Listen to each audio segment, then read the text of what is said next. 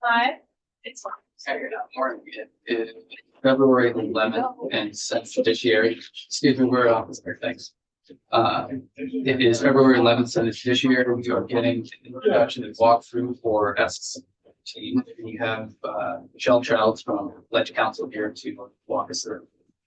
Good morning. So for the record, Michelle Childs, Office of Legislative Counsel, and we are looking at S15 as introduced. So the genesis of this bill was because last year in the miscellaneous judiciary bill, and this is, I'm getting all of this from Eric because Eric staffs the miscellaneous bill and I wasn't pulled in on this section. Is my understanding is that DCF came to Senate Judiciary and asked for a change to the law in with regard to adoption and the process of termination of parental rights. So you have a situation where you have an adoption pending before the court, and there may be an issue around terminating an existing parent's parental rights. And there was a provision in the law that said that for children who are 6 months of age and older, when you're looking at a TPR motion, that one of the things that you can look at is whether or not the parent has ever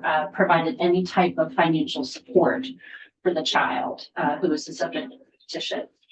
So DCF came to Senate Judiciary last year and asked in the course of the miscellaneous judiciary bill whether or not it would remove that factor that the court could consider. And they said that that was in keeping with their agency's policy that, you know, a parent should never be, parental rights should never be terminated based on the parent's ability to pay. So my understanding was there was no other testimony or discussion on that particular provision. It passed in the miscellaneous bill. And then once it passed, family law practitioners kind of found out about it that way and had some concerns. And so the result is putting kind of the issue back on the table for reconsideration. And so you'll see the language in section 1. So we're working in Title 15A, which is your adoption title. And you'll see the grounds for terminating a relationship of a parent or child. And again, we're talking about situations where you have a pending adoption, and there may be occasion to terminate the parental rights of an existing legally recognized parent. So you'll see there, if the person who is a legally recognized parent or an alleged parent wants to assert their parental rights, then they have a hearing before the court.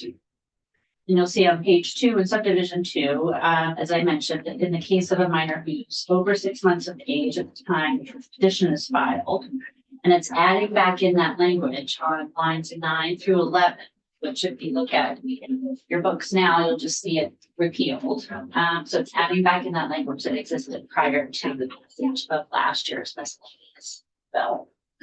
So that's something that the court can consider, and it could go, it could go against the alleged parent. So it could be that perhaps that parent hasn't had any contact or provided any financial support for that child, or it could be the opposite, and perhaps that parent. I think one of the letters in support of S13 was from a practitioner who said that case where someone had been making, even though they did not have a relationship with the child, that they had to make consistent payments with regard to support of the child. So it'd just be another factor that the court could consider in making the determination by clear and convincing evidence whether or not it's in the best interest of the child to terminate the parental rights.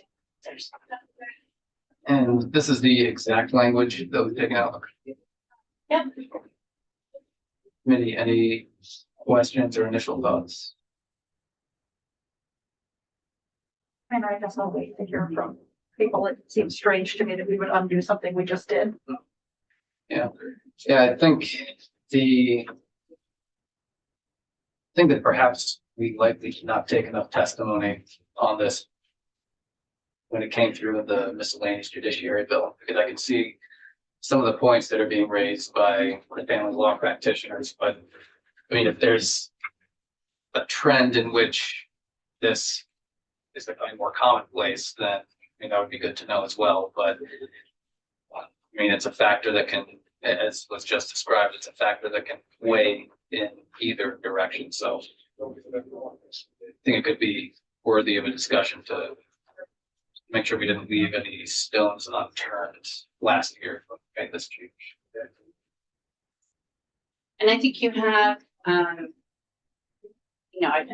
would presume that your witnesses to here would be from general counsel from DCF, who had originally requested it last year. And then, the person that I've been talking to is, Kurt Hughes, who is a family law practitioner. He's kind of our go-to connection for, family law attorneys who are working in the adoption field here in Vermont. And I think he has sent in a letter to both you and to the House Judiciary, but I guess if you guys don't have it, I can forward it to, it's okay.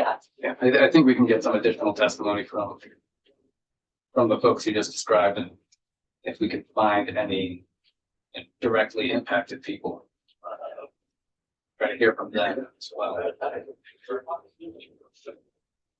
No, I don't really want to hear from others because on its face, I feel like what we did last year makes sense. I don't think so much spiritual should be terminated for lack of good effect, but it sounds like it's more nuanced than that. Any further questions, thoughts? That was easy. Thank you, John. Just in time, all done. Oh, you found this the child's related portion. I'll be back. We're a few minutes early, so I guess we can